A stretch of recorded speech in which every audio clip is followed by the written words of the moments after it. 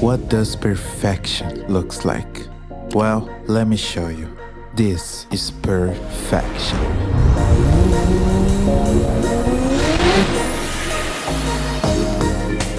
In racing, perfection means dominance, means winning. Winning a lot means winning every single race. But is that even possible? Well, yeah, but only if you are a monster. A monster so powerful that its mere presence would change racing forever. A monster that would save a struggling company from its demise. So what is his name, you ask me? Well, Godzilla.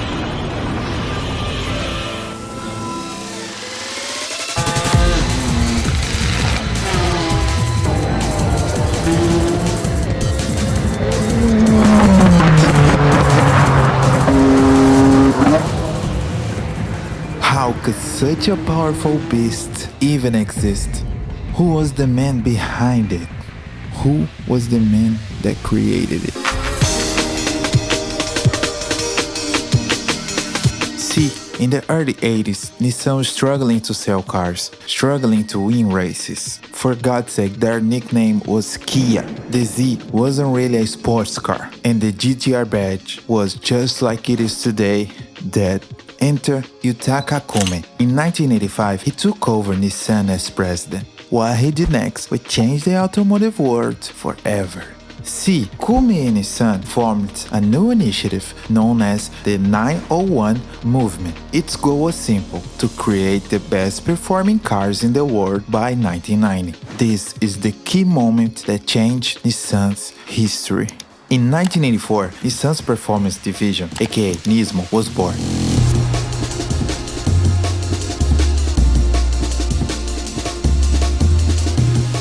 Leading it was Nissan legend Yasuharu Namba. He had been driving and testing Nissan race cars since the 50s, and under his leadership, Nismo entered the touring car racing scene looking for podiums, specifically in Group A. Group A, from the uniform, is a set of motorsport regulations run by the FIA, aka FIA Boys, covering production-derived touring cars for competition, usually in touring car racing and rallying. For us dummies, that means that they had to use cars that closely resemble the ones consumers could buy. You know, like whistling diesel. They had limited modifications, like on factory body panels, engines, and everything had a fucking roll that made it kinda boring. Group B was definitely better, but it was pretty popular. And that means that Group A was a really effective marketing tool for Nissan. You know, win on Sunday, sell on Monday. But that is if they could win. And see, that was a really big problem. Their previous winning car, the KPGC 110, aka the GT-R, was like a dead memory for Nissan. And in the 1985 season, they simply couldn't compete with the BMWs, Honda Civics, and Toyota Corollas of the time. Then, in '86, Nissan finally debuted the R31, the first RB-powered Skyline. The R31 wasn't really like good looking or comfortable, and no one really cares about it anymore. But with the improvements to his engine, it did manage to win its first race in the All Japan Touring Car Championship. And thanks to, you know, some weird, only happens in motorsports scoring structures, it won the overall championship in 1986. They did it. Team Nissan was static, really wanting to carry the momentum to next year. So, what happened in the next season? Well, they lost. They lost a lot.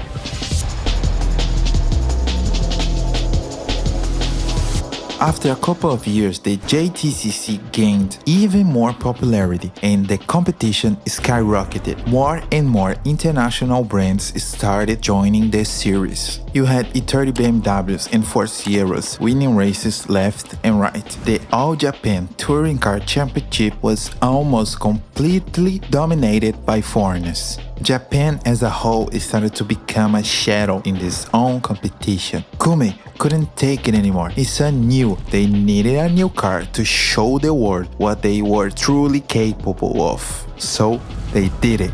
In the mid-80s, Japan's economy was booming, and thanks to the 901 project and Kume's leadership, Nissan was a technology powerhouse. Nissan started to develop an ambitious take on the supercar called the Mid-4, a sexy, rounded, naturally aspirated V6 concept car that was first unveiled at the 1985 Frankfurt Auto Show. While the Mid-4 never made it into production, thanks to its development, Nissan had a new all-wheel drive system ready to airstrike into its new Halo car.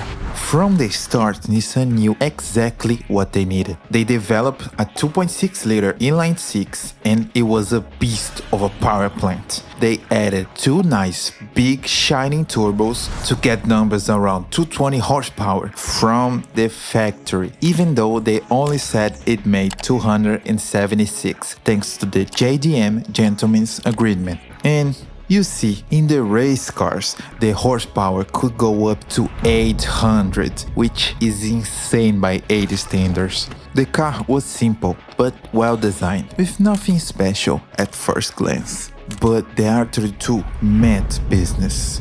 Its body design was extremely aerodynamic. It was a massive improvement over the old boxy Skylines. They even made the body panels out of aluminum to stay within Group A weight rules. Visually, it was still a modest car, especially if you compare it to the crazy supercars of the time, like the F40 and Countach. Only a small wing and a couple of air vents warned you about what kind of monster was inside of it. Thanks to Kume's efforts to put Nissan in the top of motorsport and performance, they could finally bring that old name back from the dead. No, this wasn't just another Skyline like the R31. This was a car worthy of the legendary title of GT-R.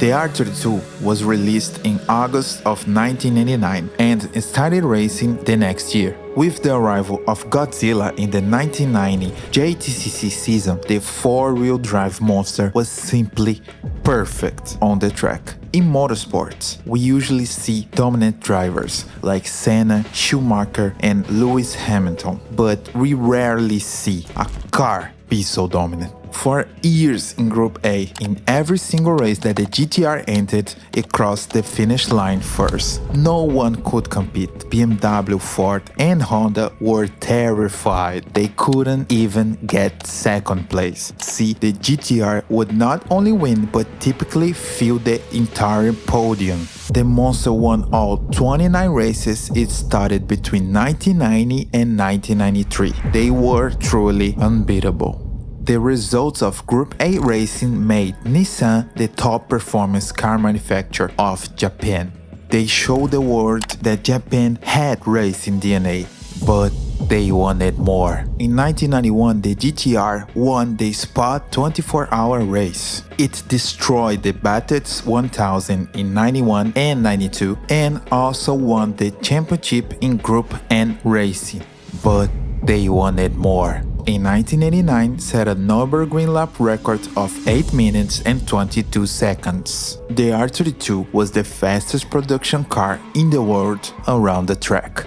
But it was in Australia that the GT-R finally earned its nickname of Godzilla. So when the R32 GT-R came across the sea to Australia and blew up everything that it competed against, it was like they were watching a movie. A kaiju movie. They just watched Godzilla destroy a city.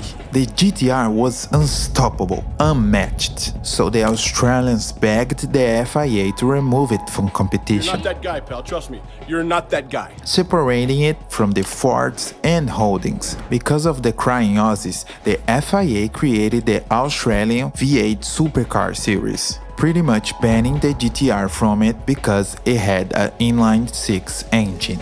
Come on, FIA boys, let the GT-R have fun. Regardless of the FIA, the R32 was the true owner of the GT-R name. It made the GT-R legend even bigger. Kume's plan had finally worked, and the 901 movement had done its job. Finally, Nissan had a winning car, and like I said before, win on Sunday, sell on Monday. And sell it did.